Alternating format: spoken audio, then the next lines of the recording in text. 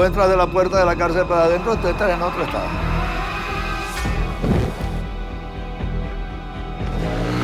Un rango de virtud y de maldad, o sea. The inmates have overtaken many prisons in Venezuela.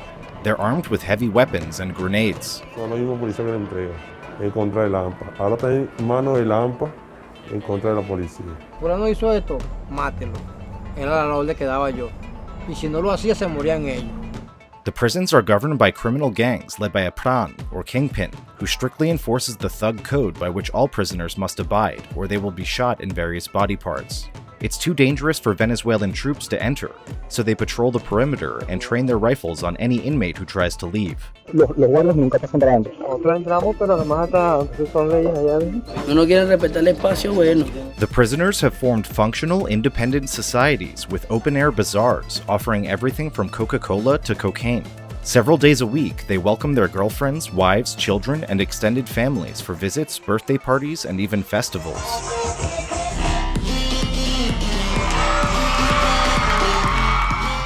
La Causa, a new documentary from 29-year-old filmmaker Andres Figueiredo Thompson, is a raw look at life inside what at the time of filming was the country's largest prison.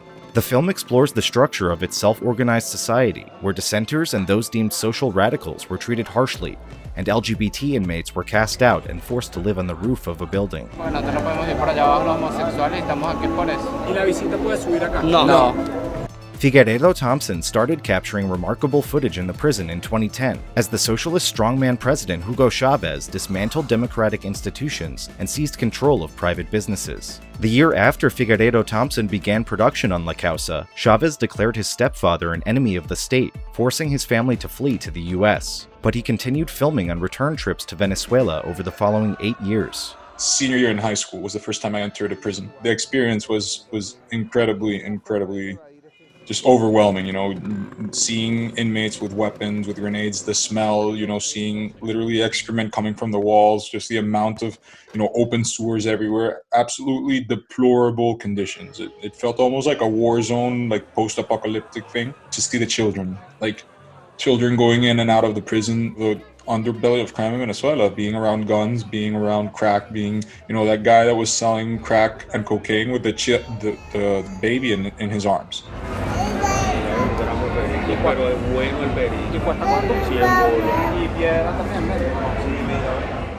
You filmed this over the course of 8 years. How did you start going into prisons in Venezuela when you were a senior in high school?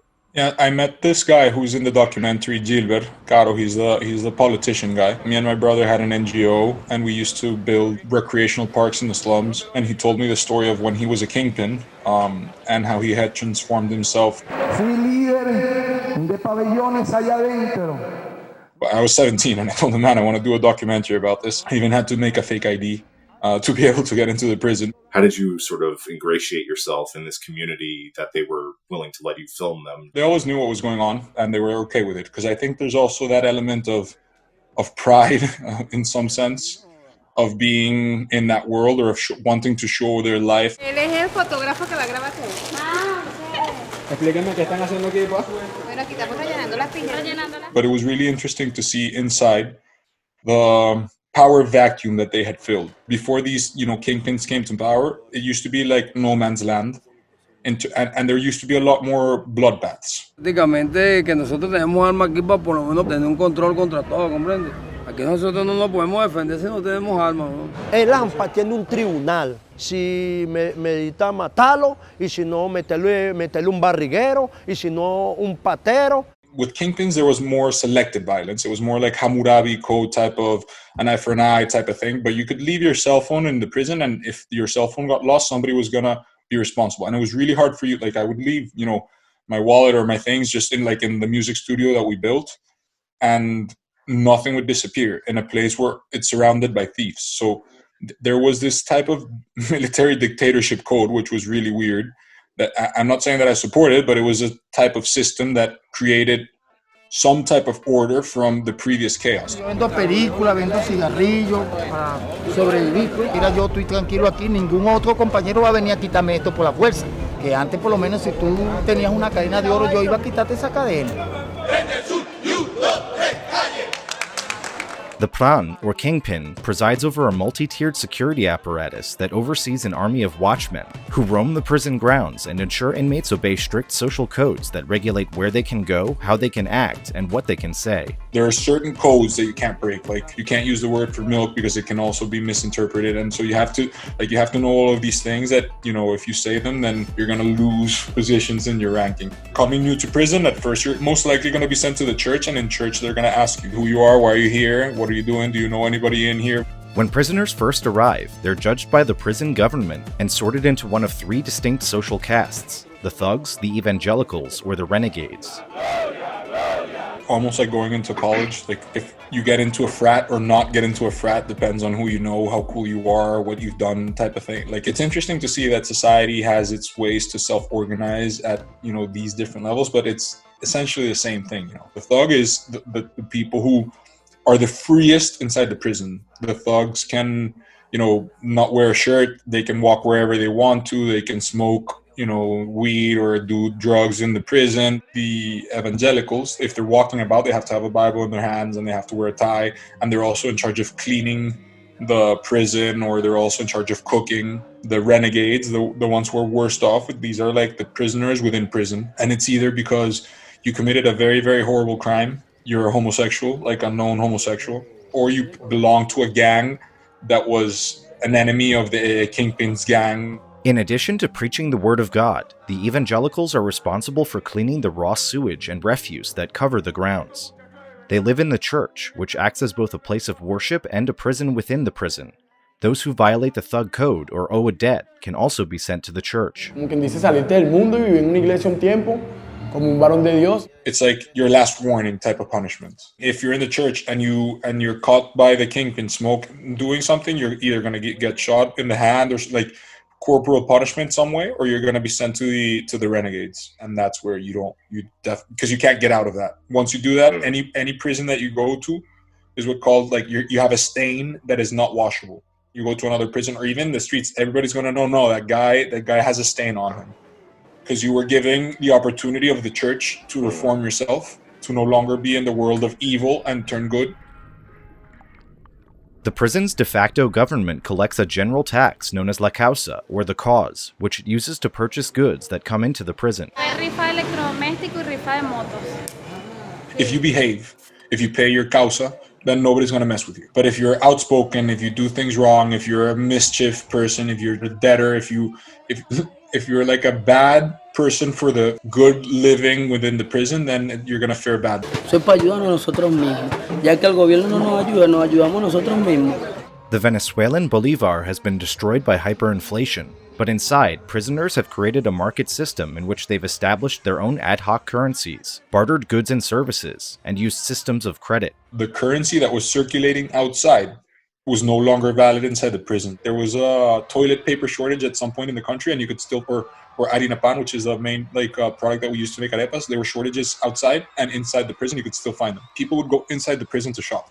Inmate-run restaurants inside the prison's walls provide an alternative to the food offered by the government. Like, there was this guy that I really enjoyed talking to, and it was the place that I always went to eat. He had his burger shop. His burgers were amazing. The prison food that the government gave him, it wasn't nearly enough, and it was all like just like rice and like soggy, and well, I got amoebiasis, like amoebas, twice.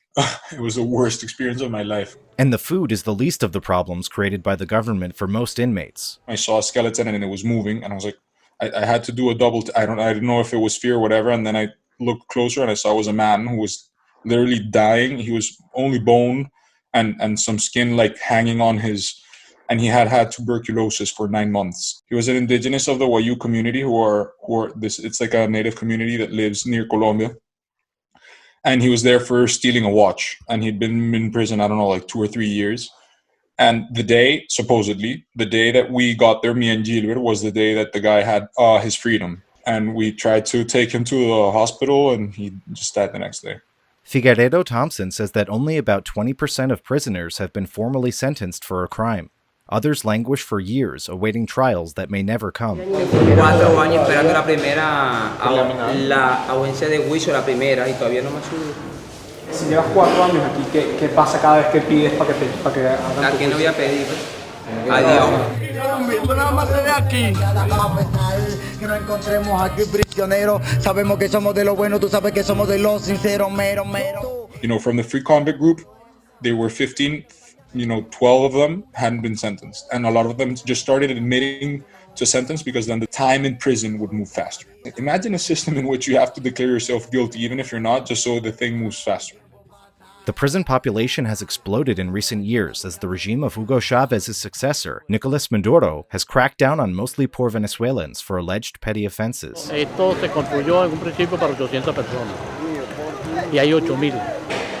There was no economic opportunity. A lot of them are kids, like an 18-year-old guy who's part of the documentary. He doesn't tell the story that much, but it's the guy with the afro, Freedom. He was thrown in because he stole a cell phone, and he spent 3 years in a prison in the same space near being overruled by guys who had killed 15 people. There's no maximum security prison, only for political prisons mostly. So obviously when you throw somebody into that type of position, what are you creating? This guy has to survive, and he has to pay the causa to these kingpins, and he has to find a way to make a living within this prison walls. You're essentially making him create networks of new crime and new ways in which to live. Las cárceles hoy en día son campos en donde reflejan la sociedad.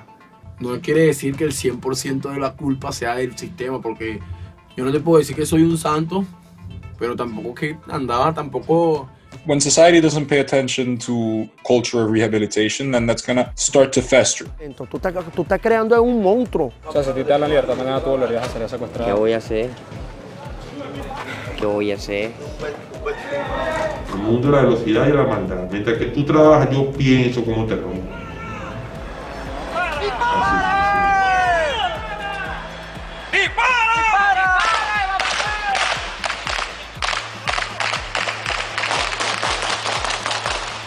The film builds to a dramatic finish as the military embarks on a campaign to retake several inmate-run prisons, setting up a showdown in 2016 at the prison where Figueiredo Thompson shot most of his footage. Little by little, a lot of these prisons have been taken control of. No sé, en estos días, personal jurídico no trabaja, pero me bomba el tiempo porque no quiero estar aquí cuando explote, porque pienso que va a ser muy feo.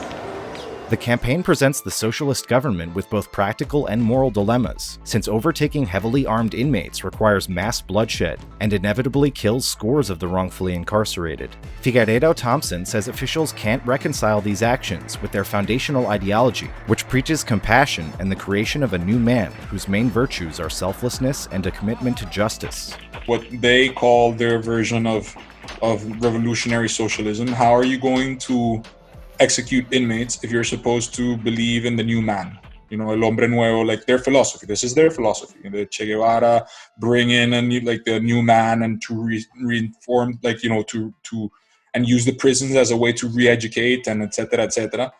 How do you get to that point?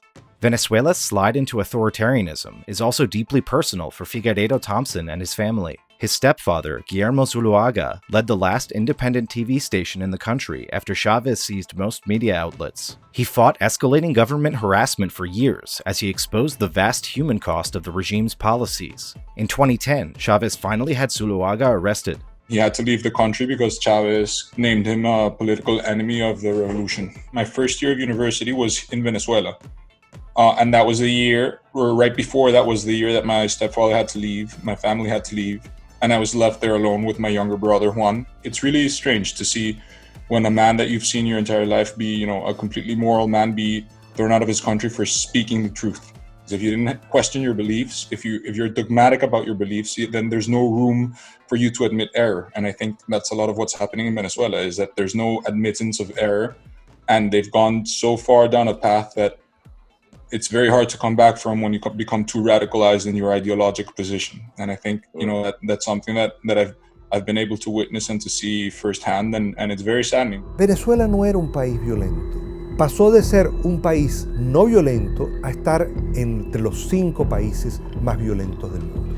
Obvio, mi hijo destrozado, sin cara, 70 disparos en el cuerpo.